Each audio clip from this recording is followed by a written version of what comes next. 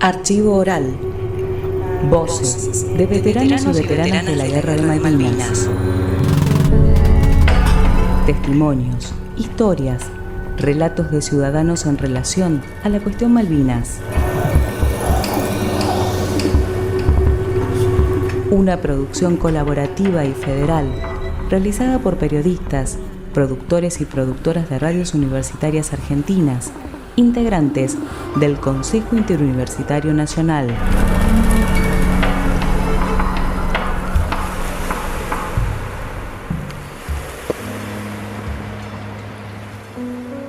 Lo que más me lleva a la memoria es los no sonidos, porque el barco permanece estanco, totalmente cerrado. Los silencios eran eternos, tensos, duros. Cuando se tocaba zafarrancho combate, zafarrancho de abandono, esas sirenas, estuve hasta hace muy poco tiempo que ya no me dejaba dormir. Uno es el silbido de la muerte, de los proyectiles del cañón de la artillería naval inglesa durante todas las noches. Y fue un viva la patria que se escuchó en todo el rompehielo, enorme, y después fue un silencio profundo, que hasta se escucharon los motores del rompehielo. De ahí que más recuerdo es esos silencios interminables que parecían que iban a durar para siempre.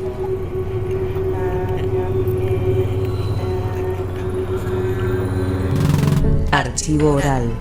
Voces de veteranos y veteranas de la Guerra de Malvinas. Historias del pasado, reflexiones del presente.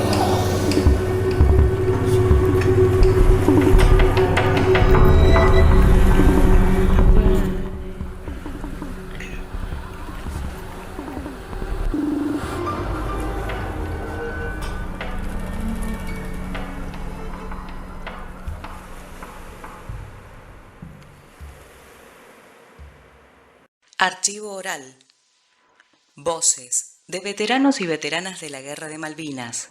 Nosotros íbamos a hacer la compañía y una noche me quedo mirando la revista y la revista 7 Días, la revista Gente, la revista Así, revistas de esa época, y me acuerdo decía vamos ganando, en la revista decía estamos ganando la guerra, y yo veía que la guerra cada vez íbamos para atrás. Los ingleses cada vez estaban más cerca, estábamos cerca de la rendición. Y las revistas siguen diciendo otra cosa, que estamos ganando.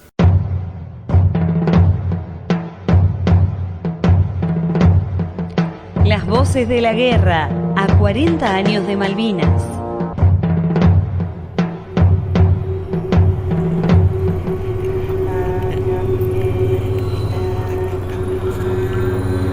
El 3 de enero de 1833, las Islas Malvinas fueron ilegalmente ocupadas por fuerzas británicas que desalojaron a las autoridades argentinas allí establecidas legítimamente. El Reino Unido ocupó ilegalmente las islas y llevó súbditos británicos para poblar e instaurar desde entonces medidas restrictivas para reducir y evitar el asentamiento del pueblo argentino en las Malvinas. La existencia de la disputa de soberanía entre la República Argentina y el Reino Unido de Gran Bretaña e Irlanda del Norte fue reconocida por la Asamblea General de las Naciones Unidas mediante la Resolución 2065, adoptada en 1965 sin ningún voto en contra. Al hecho intolerable de la situación colonial aún vigente, después de 189 años de la usurpación de las Islas Malvinas, el gobierno y el pueblo argentino reafirman una vez más sus legítimos e imprescriptibles derechos de soberanía sobre las Islas Malvinas, Georgias del Sur, Sandwich del Sur y los espacios marítimos circundantes.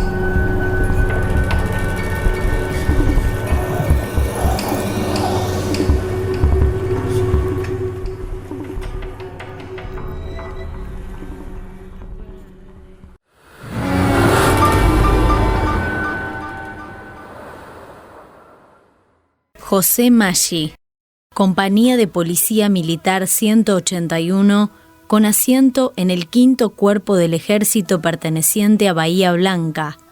Llegó a las islas el 4 de abril y se retiró el 10 de junio. Regresó en el año 1982, en 2009 y 2010. Héroes. Es un nuevo año de este Voces de la Guerra y estamos en Radio Universidad, en la Facultad de Ciencias Sociales de Olavarría, perteneciente a la Universidad Nacional del Centro de la provincia de Buenos Aires, rememorando lo que ha sucedido en esa guerra de Malvinas, en la que nos encontramos todos los días en cada una de las ciudades, de los pueblos, con personas que fueron parte de esa guerra y que tienen mucho para contar. Desde Radio Universidad tratamos de recuperar estos relatos y poder comentarlos y que los conozca todo el país. Estamos hoy con José Maggi y es uno de los excombatientes que vamos a entrevistar en este ciclo de Voces de la Guerra. ¿Cómo estás, José? Muy bien, gracias por la invitación. Bueno, ¿cómo te trata este 2 de abril? ¿Cómo lo sentís? Es un año especial, es un año en el que se ha hablado mucho de Malvinas desde hace unos meses con el nuevo cambio de gobierno. ¿Cómo es vivenciar un 2 de abril en este contexto? Bueno, a nosotros, a mí en particular, no me cambia mucho.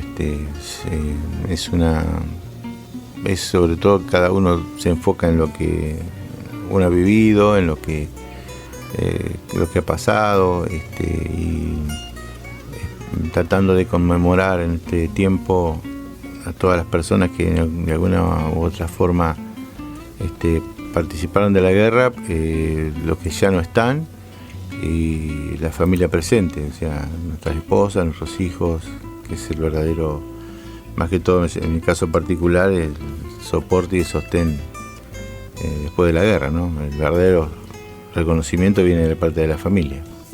¿Sienten que quizás desde otros espacios de la comunidad, desde instituciones, no se da ese reconocimiento que es solamente de la familia? ¿Falta trabajarlo? Yo creo que es parte del desconocimiento, es la ignorancia, de no conocer cómo son, creo que las vivencias que tuvimos, pero en sí, por eso va en base a lo que cada uno siente, cómo se siente. El tema es de nosotros cuando llegamos muy golpeados, con mucha falta de reconocimiento, no tanto, sino de atención. Y bueno, éramos jóvenes, teníamos 18 años, recién, algunos tenían 19, pero éramos ahí nomás, estábamos. Y llegar al país fue como un shock, como que no entendíamos nada porque la gente estaba viviendo otra vida, otra cosa. Y fue difícil remontarla en ese tiempo, pero bueno, con el tema de que por eso cada uno va buscando el enfoque que uno quiere. Yo busqué el enfoque por el lado de la familia, por el lado de la contención, y no tanto esperé mucho de afuera.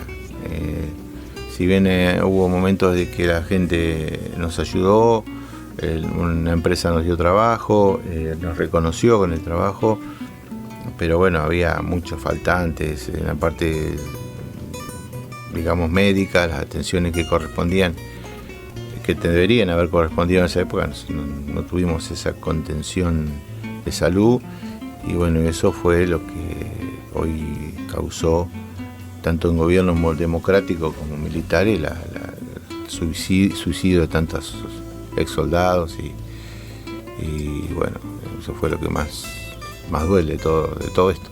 Esa falta de acompañamiento quizás del Estado se traduce también en este desconocimiento, como vos decís, de lo que ustedes vivieron en la guerra, de la violencia a la que se sometieron por defender a nuestro país. Sí, yo creo que Argentina nunca estuvo preparado para enfrentar una guerra, y bueno, como una medida, o sea, de querer ganar algo, de tener algo, llevar la victoria del pueblo en algunas circunstancias, todos se columnaron, en ese momento se columnaron detrás de una idea, no, sin importar el fundamento principal, sin buscar la paz, sino que ya pensando directamente en que la guerra no existía porque no teníamos experiencia, y eso nos llevó a la derrota, porque subestimar a otro sin conocerlo, como se dice, sin conocer lo que es una guerra, fue el error más grande que pudimos tener. Entonces fue por eso más que todo, ¿no? El tema. ¿Y qué es una guerra? ¿Cómo la definís después de vos haber sido parte? Y la guerra es la bajeza más grande de la humanidad. Llegar a pelearse entre seres humanos por objetivos que no nos pertenecen. Nosotros, en el caso nuestro, éramos personas que estábamos viviendo una vida tranquila, sin tener ninguna preocupación más que poder desarrollarnos como jóvenes, como el que quería estudiar estudiaba, el que no quería estudiar, o sea, quería trabajar, trabajaba. Era una vida social muy, muy tranquila, y meternos en una guerra de golpe fue en mi caso muy traumático, ¿no? Entonces la guerra sintetiza, o sea, la hacen los que no participan, y no les importa el ser humano, ni les importa lo que viven los demás, ni cómo viven. Ahí es donde se pierde la libertad del ser humano. O sea, uno no es libre de hacer su vida, sino que siempre depende a lo que quieren hacer los gobiernos.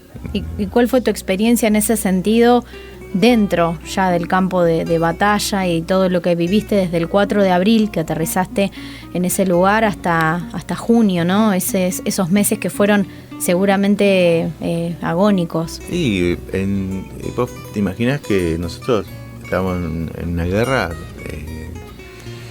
en un lugar donde no había forma de salir. Estábamos en una isla, no había forma de escapar, no había forma. Era una ¿Pensaste en escaparte en algún momento? Y no se podía, porque era lo lógico, no escaparme, porque sabíamos que íbamos a algo, que la patria era un sentimiento que por ahí nosotros los veíamos de una forma. Estamos conscientes de que estamos bajo un régimen que nos exigía eso, y bueno, uno no saca un poco digamos el honor, saca un poco la fuerza de voluntad de cada uno para poder llegar a cumplir con el deber, ¿no?, que te exigía en su momento.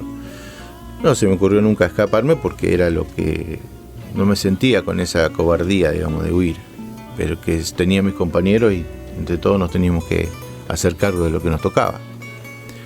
Pero sí, como atrapado en algo que no teníamos nada que ver. O sea, que está bien que Malvinas eran nuestras y todo lo demás, pero la situación en cómo se armó, los intereses que había de un lado y del otro, tanto ingleses como argentinos, o sea, nosotros no teníamos nada que ver con eso.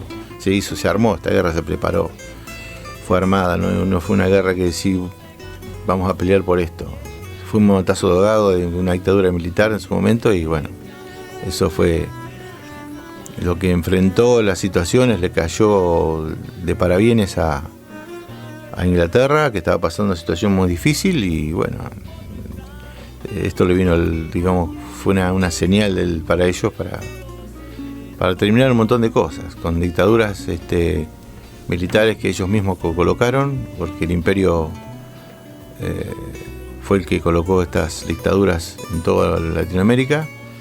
Y bueno, y así fue, como después nos peleamos entre nosotros en diferentes guerras.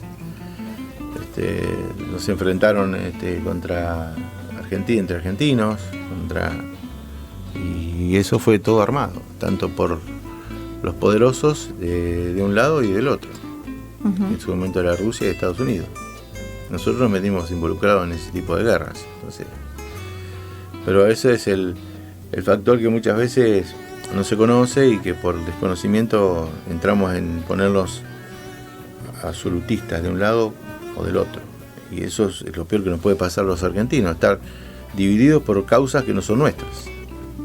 Es así, fácil. Completamente externas, ¿no? Claro. A lo que tiene que ver con nuestra propia voluntad, más allá de poner el cuerpo. Si vos me decís, la voluntad del ser humano en sí, llegar a un conflicto sin conocer el por qué llegamos, es violar un poco el derecho de cada uno. O sea, todos tenemos derecho a defender nuestra casa, nuestra propiedad, pero hay formas y formas.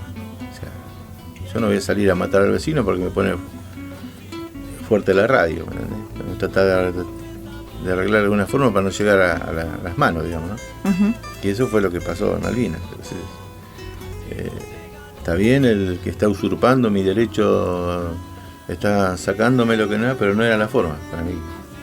Porque ya de entrada además murió un argentino que no tenía que haber muerto, que fue Giacchino, y Giacchino, y tampoco tenía que morir nadie del otro lado. O sea, se cuidó eso, no murió nadie del otro lado, que sepamos, pero las formas para mí siempre no fueron las adecuadas. Más porque la situación social económica argentina en su momento no era la mejor. La inversión que se hizo, el gasto que se hizo en la guerra fue terrible. Entonces, hoy día todavía creo que estamos pagando las consecuencias de todas esas cosas que ocurrieron, ¿no? Uh-huh. Tuvo que pagar toda esa deuda que se hizo por una guerra. Y durante ese tiempo de guerra, ¿vos podías pensar en esto o hoy es el análisis y la reflexión que haces ya como una persona adulta que puede de alguna manera y muy entre comillas alejarse un poquito de esa realidad y pensarlo de otra manera? No, obviamente yo hoy lo pienso de otra manera, estoy relajado, tranquilo, yo perdoné, yo saqué todos mis odios y mis rencores y hoy lo miro de otro lado, ¿no? Pero siempre me voy, me ubico en ese lugar, lo que yo vivía y lo que yo pensaba.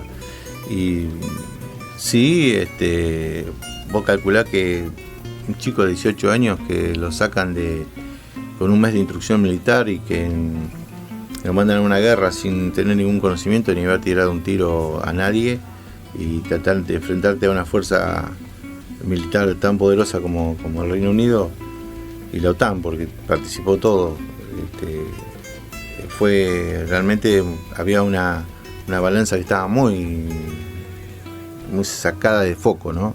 Entonces hoy día lo miro de otro lado, pero o sea, yo, porque hoy me entero de un montón de cosas, con el tiempo uno se va dando cuenta de las cosas, ¿sí? Trata de ser objetivo, no ponerse siempre la balanza de un lado ni del otro, buscando la vuelta. Conocí a muchos ingleses, conocí muchos veteranos de guerra ingleses, charlamos mucho con ellos, tengo diálogo con los isleños, me llevo bien con ellos, respeto su pensamiento y ellos respetan el mío. Entonces, en ese área de respeto, sí, en una cosa estamos de acuerdo, que en la guerra no la hicimos los que peleamos, sino que la guerra vino de otro lado. Eso es lo mismo. Lo dicen los mismos veteranos de la guerra inglesa. Nosotros no teníamos ganas de pelear con los argentinos, ni ellos teníamos nosotros. Hay muchas historias en común, muchas cosas con Inglaterra que por ahí la gente desconoce y nos enfrentan innecesariamente. Pero bueno, uno con el correr del tiempo y a través de los años uno se va dando cuenta de que la cosa no es así tanto como la pintaron, ni tanto como la mostraron, sino que hay otra realidad que está más allá de lo que nosotros pensamos y vivimos. Uh-huh. Y en ese momento, ¿qué pensabas? ¿En el momento de la guerra? Sí. Yo pensaba en volver a mi casa lo antes posible. Pensábamos en comer, que no nos falte la comida, porque era la realidad. Teníamos lo que comíamos, pero muy distinto a lo que uno estaba acostumbrado, que vos decís, tengo a las 12, llegaba a la hora de la comida, a las tarde una merienda, un mate, lo que sea, a la noche cenabas bien, te acostabas a dormir a cualquier hora, era una vida joven, ¿no? Te imaginás. Y ya perder todo eso, que no eras dueño de dormir, no eras dueño de comer, no eras dueño de tu vida, estabas al servicio de algo. Y bueno, eso te traumaba un poco, porque el cuerpo te pedía querer volver a tu casa, querés estar con tu familia, que empezaba a valorar un montón de cosas que por ahí en el cotidiano vivir, donde pasa a muchos jóvenes, nos pasó, y no reconocemos todo lo que tenemos. Y bueno, eso fue bueno. Fue bueno porque te deja una enseñanza, y después dices, no me olvido más de todo eso. Y yo era de muy, en algunas comidas era un poco, que no decía, no, esto no me gusta, no lo comía, y ahí comías lo que venía. Claro. Eso te enseñó Yo siempre digo, cuando voy a la charla de la escuela, digo, ustedes tienen hoy cosas que nosotros no ni imaginábamos tener. La comunicación diaria con un celular, ayer nosotros, vos te imaginás que durante la guerra me comuniqué con mi casa a través de otro tercero una vez, o sea, en 2 meses prácticamente.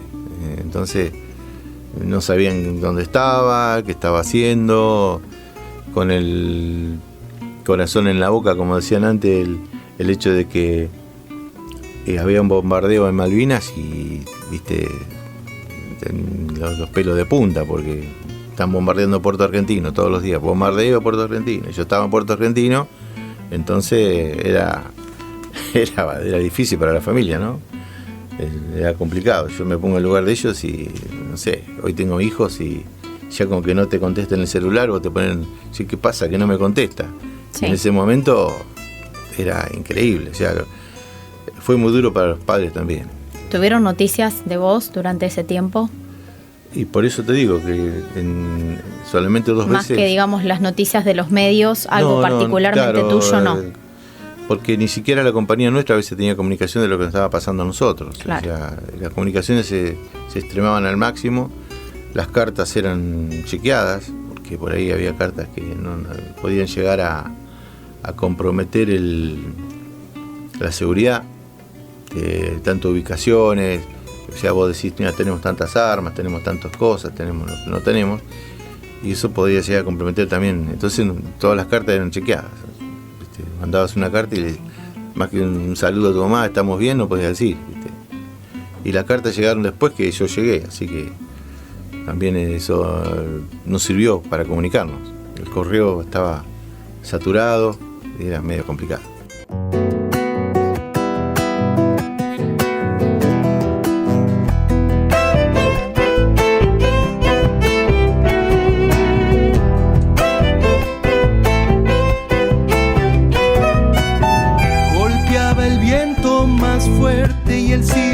Se rompía cuando del cielo caía lluvia de pólvora y muerte.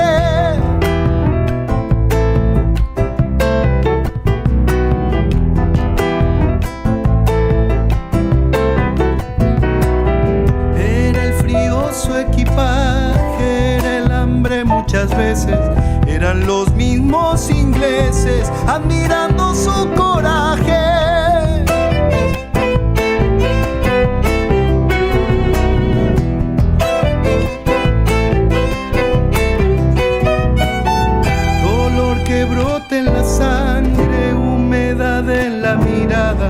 Y una mano congelada con la foto de una madre. Héroe le dicen 1000 veces con sus palabras de bronce. Si los valoran entonces, denle lo que se merece.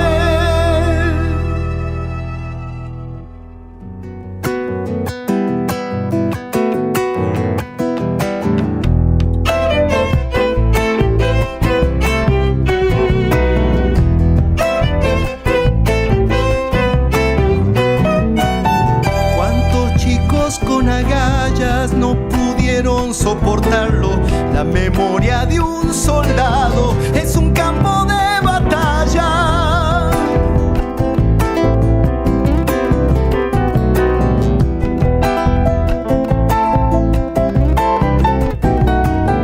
Carga con la pesadilla que bombardea su mente, el insomnio de un valiente que lucha y no se arrodilla.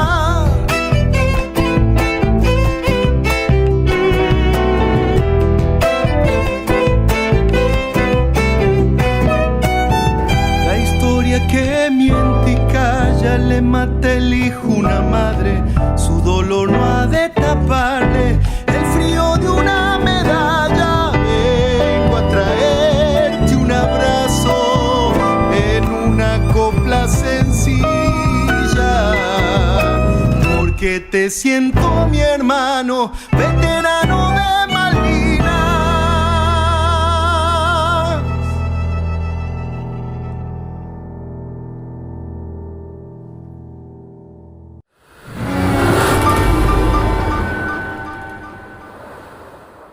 Archivo oral.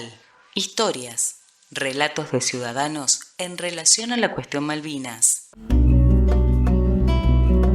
José, ¿cuáles son los momentos que recordás como más fuertes dentro de Malvinas? Y también incluyo acá tu vuelta a Malvinas, ¿no? En distintos periodos que pudiste volver a acercarte después de la guerra. Enfocándome, digamos, bueno, la guerra en sí es todo traumática, tiene situaciones de todos los días, situaciones de ataques, de bombardeo, comunes de una guerra, con situaciones muy difíciles.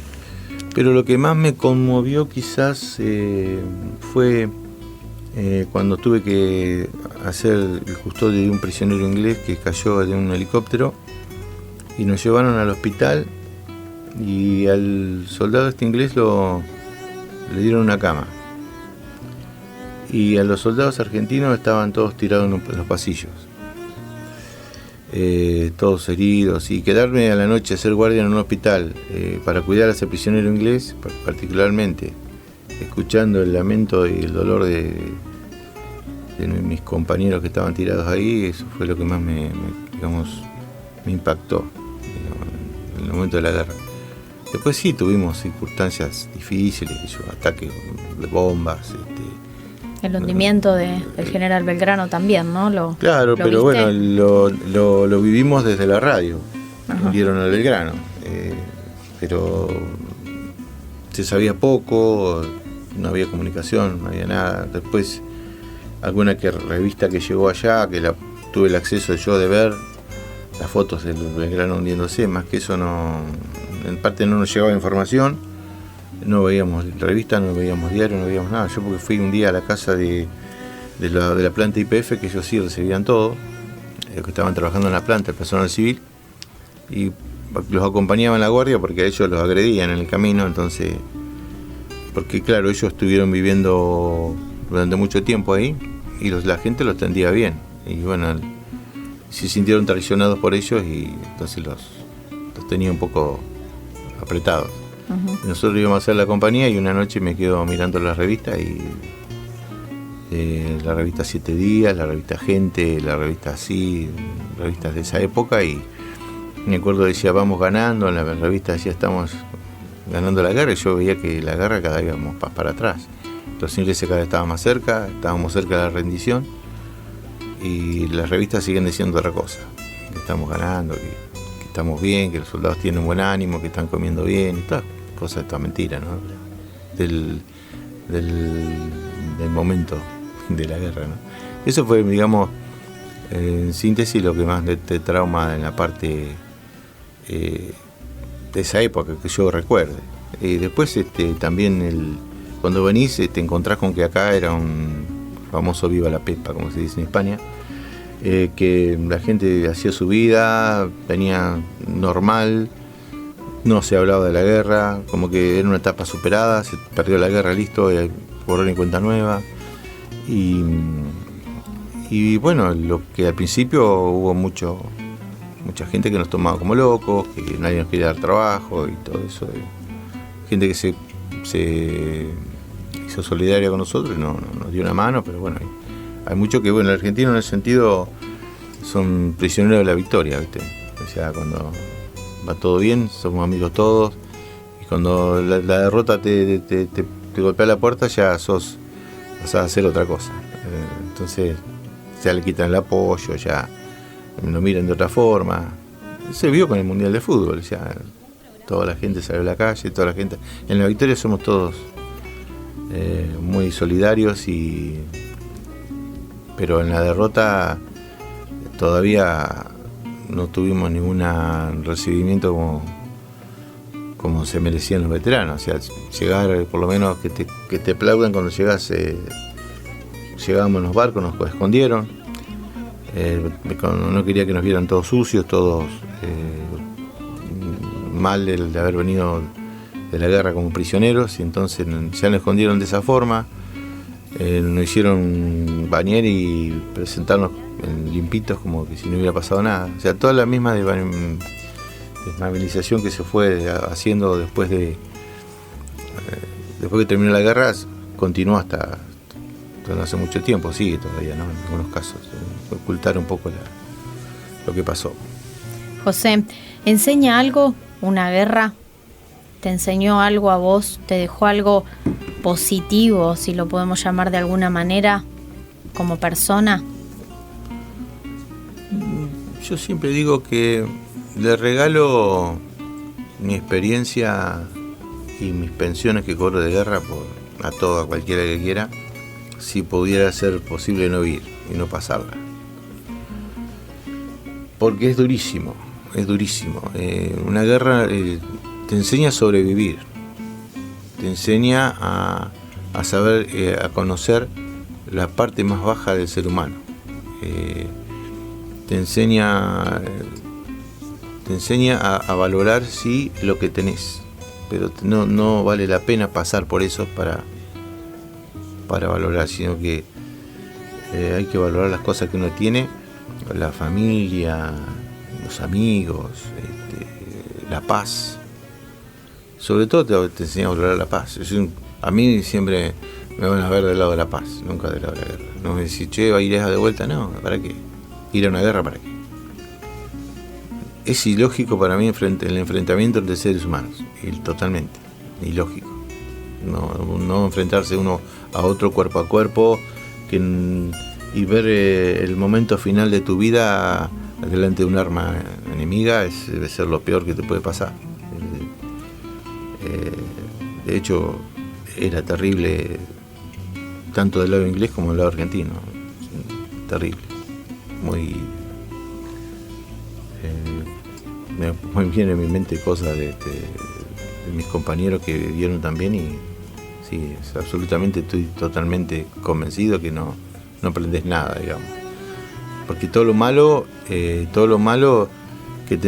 para que aprendas algo en la vida a través de lo malo no me parece para nada bueno. Gracias, José. Gracias por esa entrevista. Bueno, de nada. A Gracias. Ustedes por siempre estar. Un abrazo para todos.